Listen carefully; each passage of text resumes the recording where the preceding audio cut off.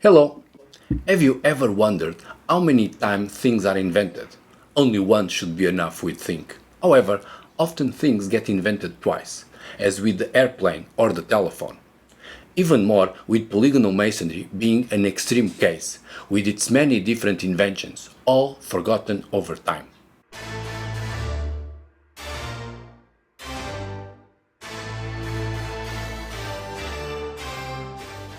Academics say Cyclopean masonry was invented and then forgotten up to 20 different times, even in nearby sites like Egypt and Greece, with each case being an independent development.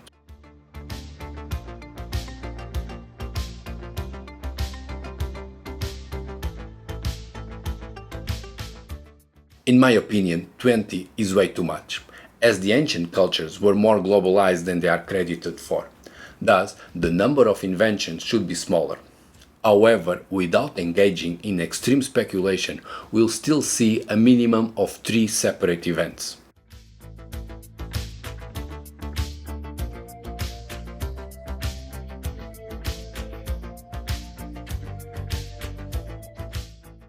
One is in Europe and in the Middle East, where the Cyclops popped up at the end of the Neolithic and were forgotten by the Iron Age.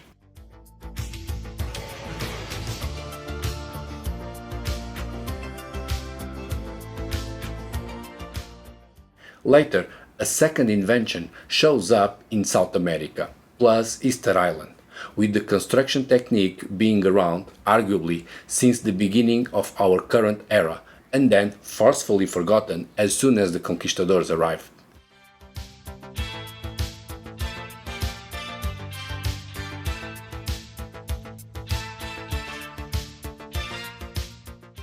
And third, there is Japan, with a culture that, as we can still see today, can be quite unique, producing many exotic wonders, from big cafes to oddly familiar polygonal masonry.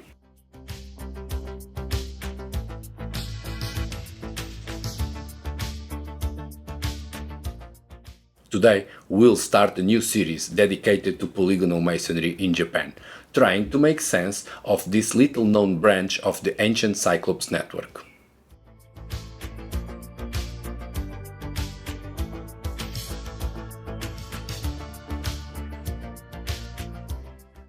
So, first things first. Yes, Japan has polygonal masonry, just like Peru or Italy. In time, the Japanese would pick up large stones, shape them into irregular but matching forms, and build massive 3D puzzle walls, with super resistant and for long duration. That is what polygonal masonry is, and that's what the Japanese did, even getting to be quite good at it.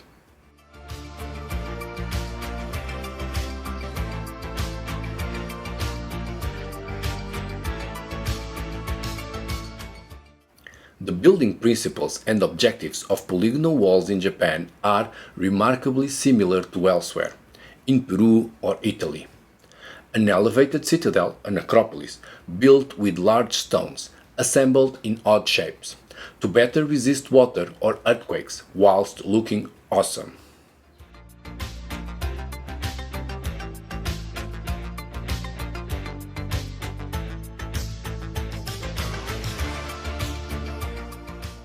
We're told polygonal masonry in Japan was built in less than a 100-year span, starting a bit after 1543 to support the samurai castles, which are some impressive monuments such as the Imeji or the Osaka Castle, or the Imperial Palace in Tokyo.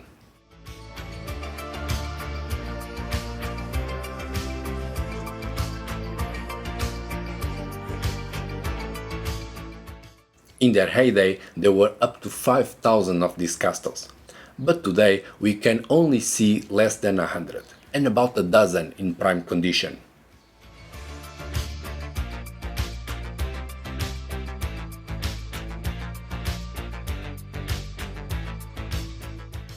In most of them, there is still some almost polygonal masonry securing the moat, which comes in handy as the Cyclopean technique is water resistant, and water is often found to be inside the moat.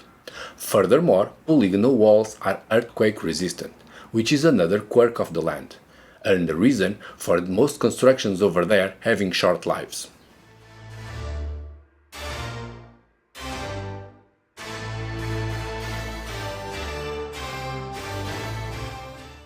The earlier cause for the demise of polygonal masonry in Japan, barely 100 years after showing up, was not earthquakes, but the peaceful Edo period, from 1603 to 1867, when the new line of shoguns secured their rule, expelled the Portuguese, and restrained the construction of castles.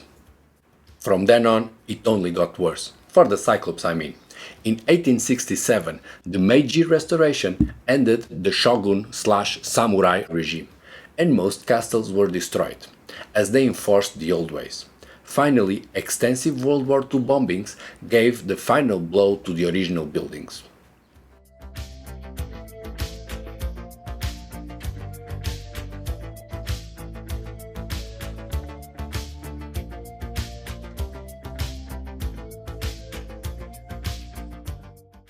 What we are left with are reconstructions, mostly for show-off, ornate and elaborate palaces, often much altered over time, up to a point that we cannot be sure how much of the polygonal masonry we can still see today was a fixture of the original plans.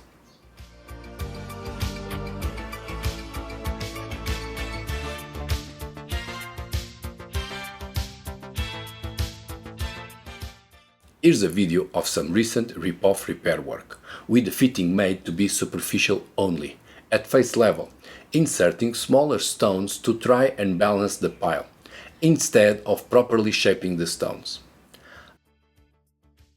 Another case of cheaper intervention are the blocks that no longer fit their neighbors, having been moved from their original placing. Still, more lazy renovations are those made with new stones, slim as tiles, thus not really polygonal masonry, since for a wall to be Cyclops worthy, the rock puzzle must be fully 3D and not just some shallow facing.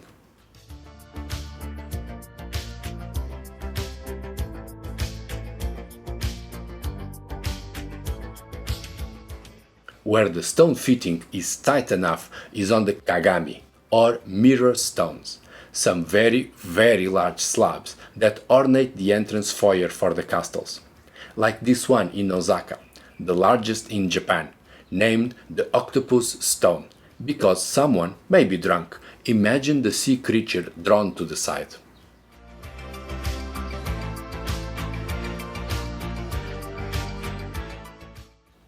The mirror stones, such as that octopus one, are meant just for show-off, being located after the castle moat and inside the gate, in an enclosed area, where visitors would wait to be admitted, whilst being a bit demoralized, locked and surrounded by huge stones and small holes, with guns pointing at them.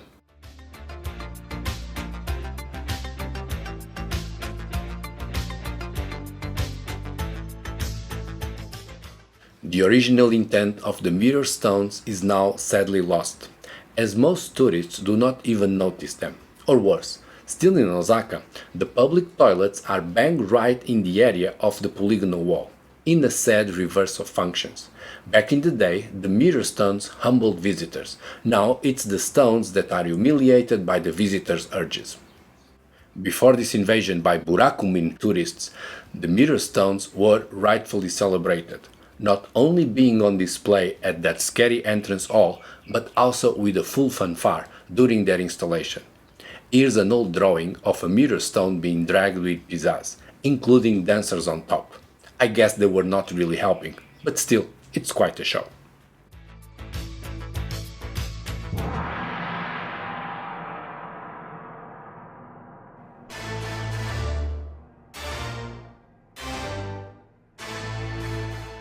Building the castle was a task distributed by the city lord amongst the families of knights called daimos that served him.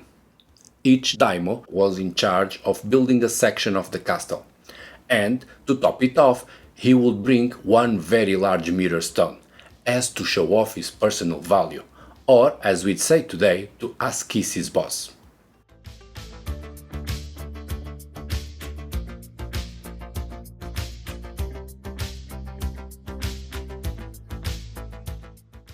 Similar to Italy, as we've seen in previous videos, please check them out, but only after liking this one, or the YouTube Yukai will punish me. Polygonal walls are not really for fighting, but mostly to impress visitors with the owner's wealth and power.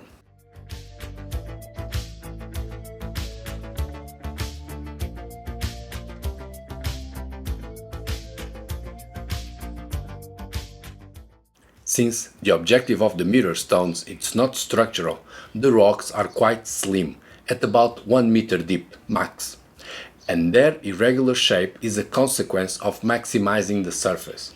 For perspective, the outer face of the octopus stone is about the same area as the trilithon in Baalbek, Lebanon, but it's much lighter.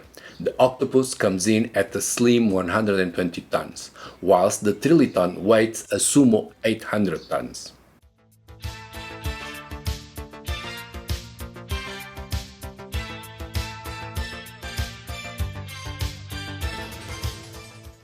This slimness also means that polygonal masonry around it is just a sort of frame for that large tile, and not really there to achieve any structural fit. Thus, or precisely for this, the jury is still out on deciding if these stones can be called worthy of true Cyclops or not. On the forecamp we have the massive size of the mirror stones, and the fine fitting of the polygonal frame around it. Those are admirable works and are well worth a visit. Also, probably for the yes, we have the irregular stones assembled even if not fitted in the castle mode.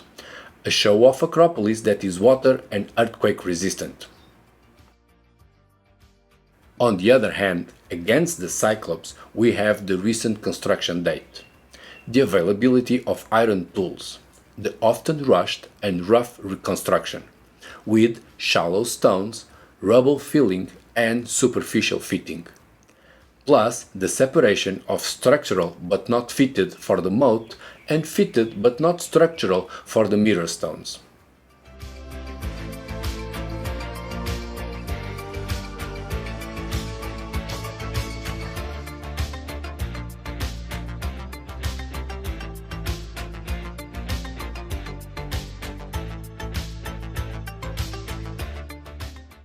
To try and settle this debate, we'll have to go back in time, checking the older origins of these constructions in the most adorable town of Azuka.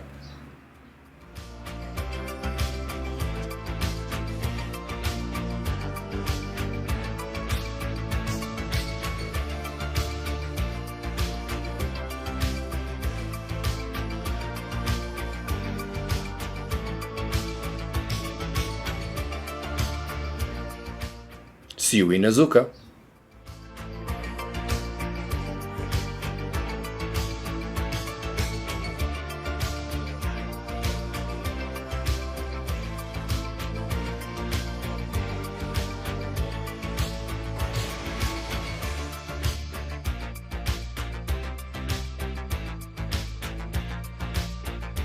See you in Azuka!